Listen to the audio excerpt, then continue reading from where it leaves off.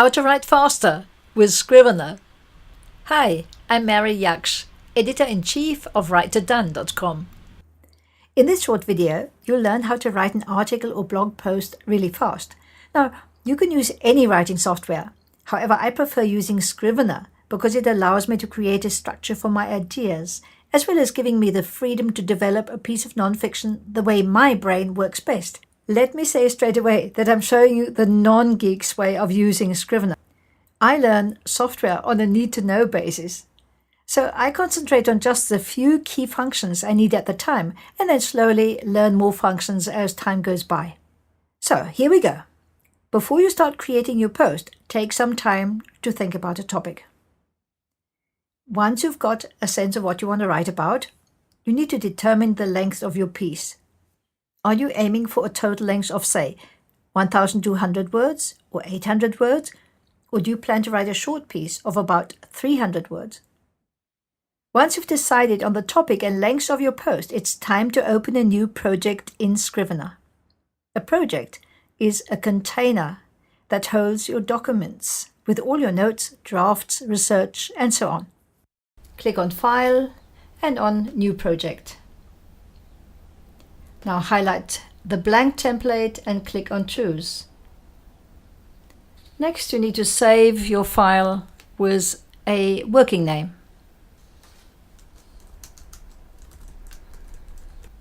And click on Create.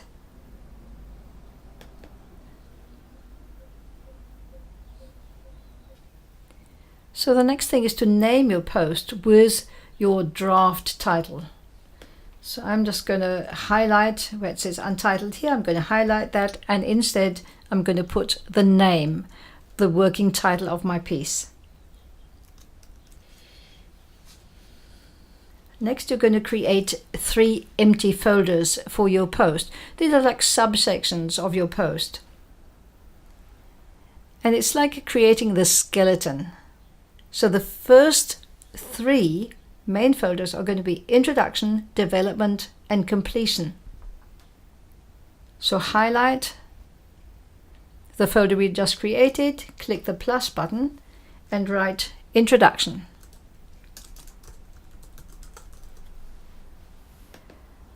Now, to make sure that it's a subfolder, just drag it into the folder above and you'll see it's now turned into a subfolder.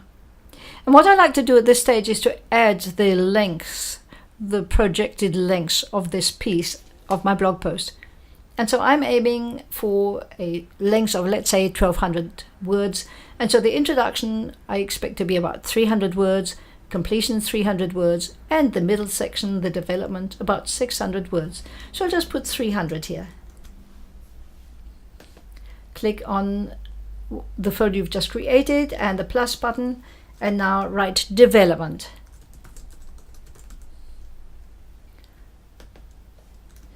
"600 words." Highlight it again, plus sign, and Completion. Now go to the research section and put in a few subfolders there as well. The first one is going to be, so click the plus button. Let's call the first one Notes. The next one Research.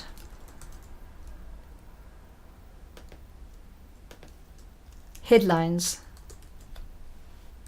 And so throughout your work on the post, if you think of a headline, no matter how stupid or silly it seems, just put it in here.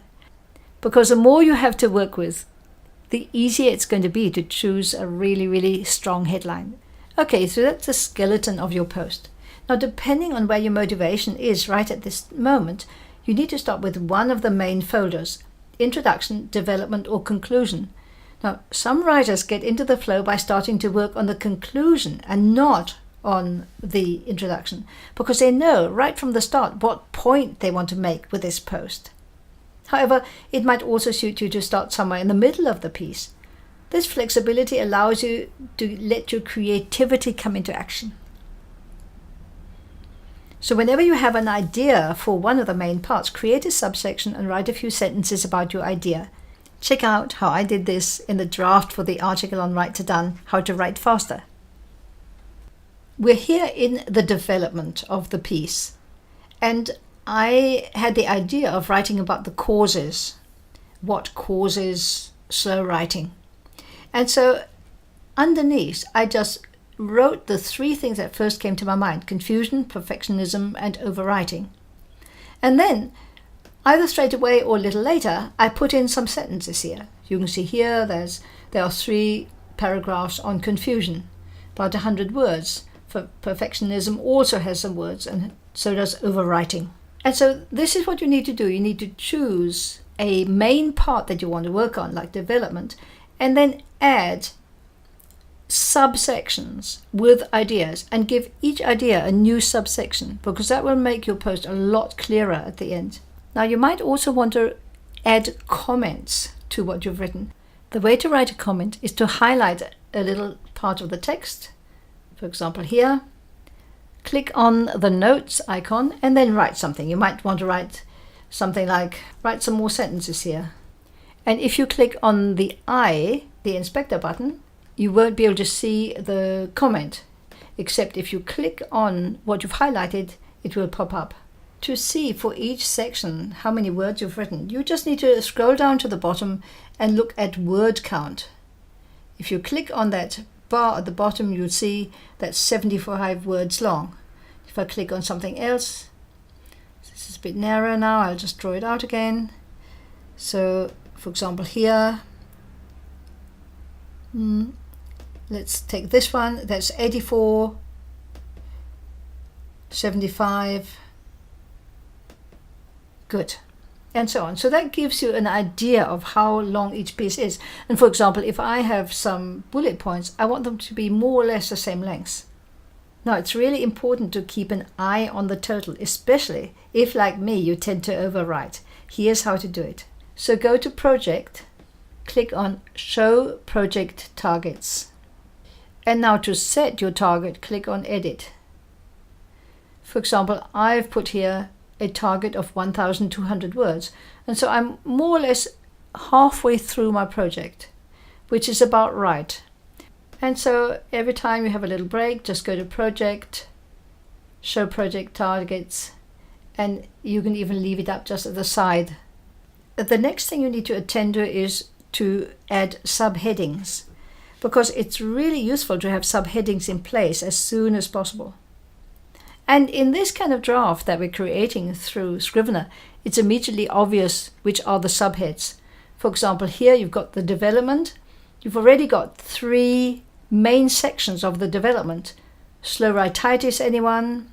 What are the causes? And what is a cure?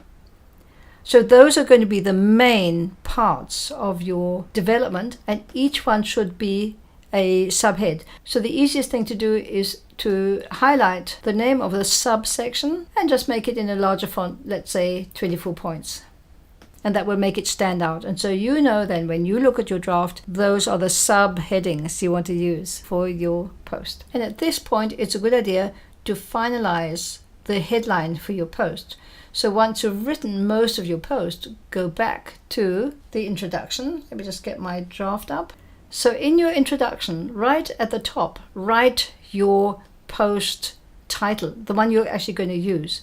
And you can change that later on, but it's quite good to have it here, make it in a big font. You'll see why in a moment when we start compiling the post. Now here's something quite fun. If you're a Mac reader, you can get Scrivener to read to you. To listen to a section of your piece, click on Edit, scroll down to Speech, and then click on Start Speaking. This is what it sounds like. Just imagine being able to write faster. Wouldn't that make a huge difference? I'm not talking about becoming a writing automaton that spits out 5,000 words a day. I'm talking about modest improvements. You'll sound like someone out of Star Wars, but at least you'll get a kind of sense whether your post flows or not. To turn off the sound, go to Edit, scroll down to Speech, and then click on Stop Speaking. Now it's time to compile the completed draft. So click on File, on Compile, and then on all options.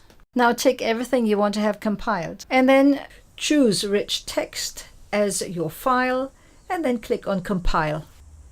Name your file and save. Let's check out the piece that I've compiled. Now you can see there's a kind of a box area around the text. To get rid of that, just simply click on Format and then wrap to Window. My blog post has now been created in a text file, and all I need to do now is to copy and paste it into my blog as a new blog post. This system of creating a blog post or article gives you a lot of freedom, which boosts your creativity. At the same time, it also gives you a structure, which will help you cut your writing time by half. This is Mary Jacks from writedone.com.